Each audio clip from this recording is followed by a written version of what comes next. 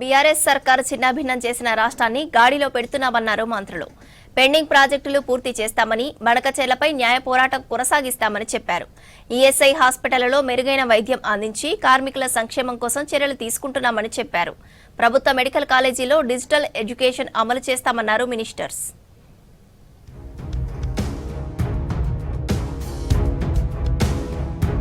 రాష్ట్రంలో సంపద పెంచి అందరికీ సమానంగా పంచుతామన్నారు డిప్యూటీ సీఎం బట్టి విక్రమార్క. గతంలో బీఆర్ఎస్ ప్రభుత్వం ఇండ్ల పేరుతో ప్రజలను మోసం చేసిందన్నారు. కాంగ్రెస్ అధికారంలోకి వచ్చాక 4,50,000 ఇండ్లను నిర్మించామని చెప్పారు. జగిత్యాలలో మంత్రి తుమ్మల నాగేశ్వరరావుతో కలిసి వివిధ అభివృద్ధి పనులకు శంకుస్థాపన చేశారు బట్టి. రాష్ట్ర ఆర్థిక వ్యవస్థను బీఆర్ఎస్ సర్కార్ చిన్నాభిన్నం చేసిందన్నారు మంత్రి తుమ్మల.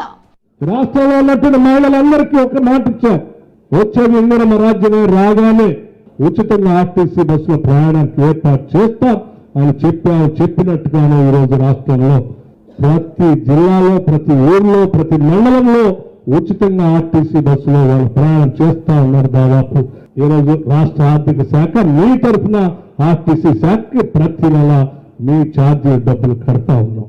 గత ప్రభుత్వాలు రాష్ట్ర ఆర్థిక వ్యవస్థని విచ్ఛిన్నం చేసి, చిన్నాభిన్నం చేసి, మా తర్వాత ఎవరొచ్చినా కూడా ఈ రాష్ట్రాన్ని పరిపాలించే శక్తి ఉండకూడదు, ఎట్టి పరిస్థితుల్లో ఈ ఆర్థిక వ్యవస్థని విచ్ఛిన్నం చేసి మనం ఉన్నా లేకపోయినా దాన్ని ఖరాబ్ చేసి వాళ్ళకి ఇవ్వాలి అని చెప్పి బాధ్యత రహితంగా ఆర్థిక వ్యవస్థని చిన్నాభిన్నం చేశారు.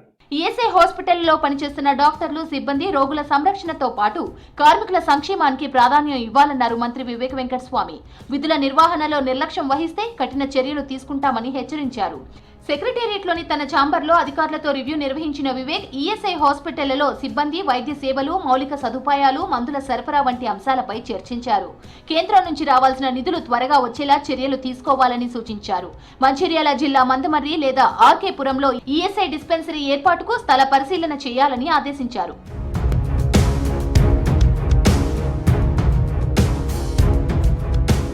బనకచెర్లపై సుప్రీంకోర్టులో సూట్ వేసేందుకు లీగల్ ఒపీనియన్ కు వెళ్తున్నామన్నారు మంత్రి ఉత్తమ్ కుమార్. డ్రాఫ్ట్ రెడీ అయితే ఏజీతో చర్చించి కోర్టుకు వెళ్తామని చెప్పారు. సెక్రటేరియట్ లో ఇరిగేషన్ అధికారులతో సమీక్ష నిర్వహించారు మంత్రి ఉత్తమ్. 12 అంశాల ఎజెండాతో భేటీ జరిగింది. ఎస్ఎల్బీసీ టన్నెల్ పనుల పురోగతి, కాళేశ్వరం బ్యారేజీల స్థితిగతులపై చర్చించారు.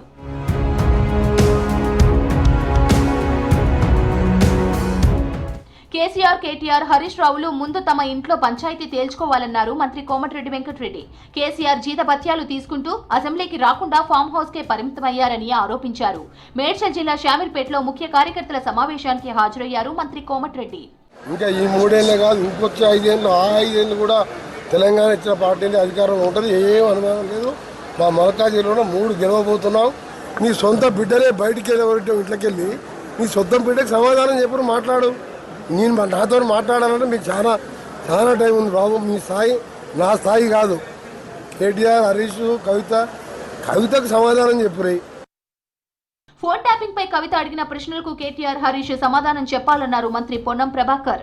ప్రజాపాలనపై బీఆర్ఎస్ నేతలు తప్పుడు ప్రచారం చేస్తున్నారని మండిపడ్డారు. సీఎం విదేశాల నుంచి వచ్చిన తరువాత 2014 నుంచి 2026 జనవరి వరకు సింగరేణికి వచ్చిన గనులపై విచారణ జరిపేందుకు సిద్ధంగా ఉన్నామన్నారు పొన్నం. ఏ హరీష్ రావు గారు, ఏ కేటీఆర్ గారు అయితే అడుగుతా ఉన్నారు, ముఖ్యమంత్రి గారు విదేశాల నుంచి వచ్చిన తర్వాత 2014 నుంచి ఇచ్చినటువంటి అన్ని గనులతో సహా 2026 జనవరికి ఇచ్చినటువంటి అన్నిటి మీద కూడా ఎంక్వైరీ చేయడానికి మాకేం అభ్యంతరం లేదు. తప్పకుండా హరీష్ రావు గారు ఒక లేఖ రాయండి. ఈ ప్రభుత్వం పారదర్శకత్వంగా మొత్తం సమాచారాన్ని తెలంగాణ ప్రజల ముందు ఉంచేటువంటి ప్రయత్నం చేస్తుంది. 1 కోటి మంది మహిళలను కోటీశ్వరులను చేయడమే లక్ష్యమన్నారు మంత్రి సీతక్క. 10 ఏళ్లు పాలన చేసిన బీఆర్ఎస్ రాష్ట్ర ఆర్థిక పరిస్థితిని దిగజార్చిందని విమర్శించారు. నిజామాబాద్ జిల్లా భీమ్గల్లో 52 కోట్లతో అభివృద్ధి పనులకు శంకుస్థాపన చేశారు సీతక్క. కాంగ్రెస్ పార్టీ పేదల సంక్షేమం కోసం పనిచేసే పార్టీ, మహిళా అభివృద్ధి కోసం కృషి చేసే పార్టీ. కాబట్టి ఇవాళ మహిళల్ని ఉన్నత స్థానంలోకి తీసుకురావాలని ముఖ్యమంత్రి గారు సంకల్పం పెట్టుకొని 1 కోటి మంది మహిళల్ని కోటీశ్వరులుగా తీర్చిదిద్దాలనేటువంటి కార్యక్రమాన్ని పెట్టుకోవడం జరిగింది. రాష్ట్రంలోని 35 ప్రభుత్వ మెడికల్ కాలేజీల్లో సంప్రదాయ విద్యా విధానంతో పాటు డిజిటల్ ఎడ్యుకేషన్ అమలు చేయాలని అధికారులను ఆదేశించారు మంత్రి Damodara Rajanarasimha. National medical commission నిబంధనలకు అనుగుణంగా పాఠ్యాంశాలను డిజిటల్ రూపంలోకి మార్చి నేషనల్ డిజిటల్ లైబ్రరీతో అనుసంధానం చేయాలన్నారు. బోధనా ఆసుపత్రుల్లో విద్యార్థులకు క్లినికల్ కేస్ స్టడీలను వివరించేందుకు టెలిమెడిసిన్ విధానాన్ని వినియోగించుకోవాలని సూచించారు. విద్యార్థుల నైపుణ్యాలను ఎప్పటికప్పుడు పరీక్షించేలా ప్రత్యేక సాఫ్ట్వేర్ ను రూపొందించుకోవాలని వైద్య శాఖ సమీక్షలో ఆదేశించారు మంత్రి దామోదర.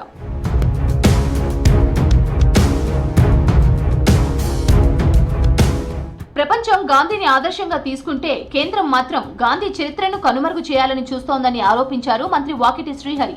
ఉపాధి హామీ పథకం పేరు మార్పుకు వ్యతిరేకంగా వనపర్తి జిల్లా అమరచింతలో కాంగ్రెస్ నేతల నిరసనలో పాల్గొన్నారు మంత్రి.